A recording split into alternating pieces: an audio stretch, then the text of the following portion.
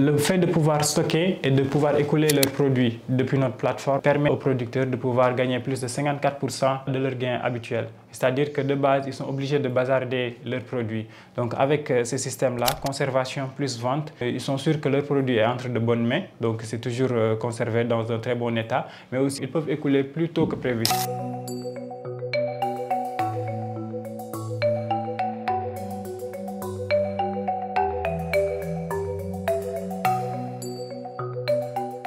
Moi, c'est Moustapha Kébé. Je suis ingénieur et doctorant en IoT et cofondateur de Keplink, donc qui est une entreprise spécialisée dans le développement de capteurs industriels et la construction de chambres froides solaires intelligentes.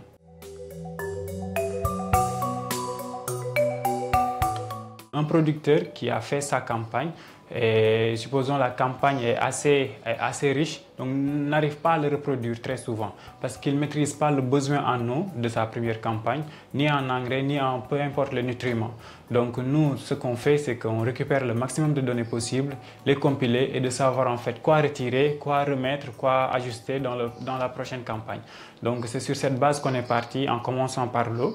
Donc on essaie de maîtriser exactement la quantité d'eau qu'a besoin les plantes. Les premiers retours qu'on a eus, nous avons compris que ok, c'est bien d'avoir une agriculture de précision, mais aussi après il faut les accompagner pour la partie conservation.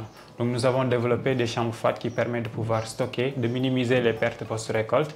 Donc ce n'est pas juste des chambres froides solaires ou bien des chambres froides traditionnelles comme on l'a vu, mais des chambres froides où on maîtrise les moindres données possibles qui nous permettent de pouvoir encore une fois stocker le maximum de temps possible ces produits. Les capteurs permettent de savoir exactement le besoin en température des produits.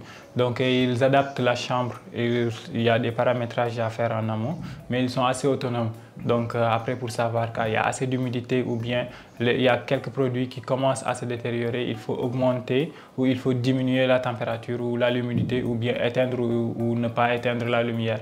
Par exemple, il y a certains produits comme la pomme de terre qui ne doit pas continuer d'être sous la lumière parce que ça va sortir des boutures. Donc ça nous permet, nous, en amont, de pouvoir automatiser cette chaîne-là, de pouvoir savoir exactement quel capteur ajuster. Et tout ça se fait de façon très autonome. Donc ça nous permet encore une fois de prolonger la durée de vie des produits stockés et de minimiser l'énergie qui est consommée derrière, ce qui peut être réutilisé pour d'autres activités. Les principaux clients, c'est les producteurs. C'est producteurs de légumes, fruits, de volailles et tout ce qui est producteur de lait. Donc c'est les trois principaux producteurs qu'on a. Là actuellement on a commencé à travailler aussi avec des pêcheurs donc, qui stockent les poissons donc, et diminuent l'achat de glace, donc les stockent directement en fait, dans les remorques. Donc ça leur permet de pouvoir aussi vendre des produits frais pour certains, vendre des poissons frais et pour d'autres les surgeler pour les vendre, pour les écouler en fait en n'ayant pas acheté au quotidien. Par exemple, ils se regroupent en groupe de 6 pour acheter 20 000 francs de glace par jour. Donc cette solution leur permet de pouvoir conserver leurs poissons le plus longtemps possible sans altération. En dehors de la location d'espace de stockage, en fait, nous avons proposé aux producteurs en fait, un moyen de vendre pour eux leurs produits. C'est-à-dire que quelqu'un qui vient stocker chez toi, soit il stocke parce qu'il n'a pas encore de client, soit il a un client, mais qu'il ne doit pas encore livrer. Donc, il est obligé de stocker pour ne pas perdre ses produits.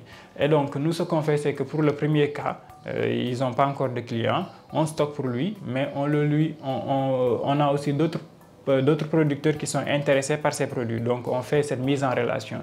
De base, on le faisait de façon, de façon manuelle, mais maintenant, ça a été automatisé. C'est-à-dire qu'en temps réel, un producteur qui rentre dans notre plateforme, il peut savoir exactement, en fait, les produits qui sont disponibles dans chaque zone. C'est-à-dire qu'il y a, en ce moment, 500 tonnes d'oignons qui sont disponibles sur la zone centre, 800 tonnes de pommes de terre sont disponibles sur la zone nord, 800 litres de lait sont disponibles sur telle ou telle zone. Donc, cette facilité, c'est parce que nous avons des chambres froides qui nous permettent de pouvoir relayer ces informations-là dans les plateformes et donc d'être au plus proche des consommateurs qui, eux, vont acheter ces produits avec un coût beaucoup moindre que de passer par des intermédiaires qui augmentent ces prix-là. Le fait de pouvoir stocker et de pouvoir écouler leurs produits depuis notre plateforme, en fait, permet aux producteurs de pouvoir gagner plus de 54% de leurs gains, de leurs gains habituels. C'est-à-dire que de base, ils sont obligés de bazarder leurs produits. Donc avec ce système-là, conservation plus vente, ils sont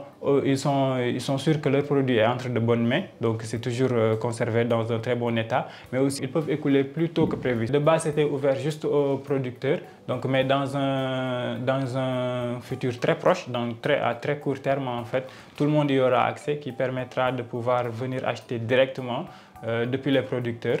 Comme ça, voilà, lui aussi, il sentira un réel gain, un réel bénéfice, les fruits de son dur labeur, en fait. Nous avons besoin, dans un premier temps, de nous industrialiser. Dans un moyen terme, donc de nous industrialiser au centre vers Kaolack ou vers Sandiara, construire une usine de fabrication de chambres froides pour pouvoir mieux minimiser les coûts de production. Nous voulons aussi, dans un second temps, nous déployer un peu en Afrique de l'Ouest, donc notamment en Côte d'Ivoire et en Guinée-Bissau.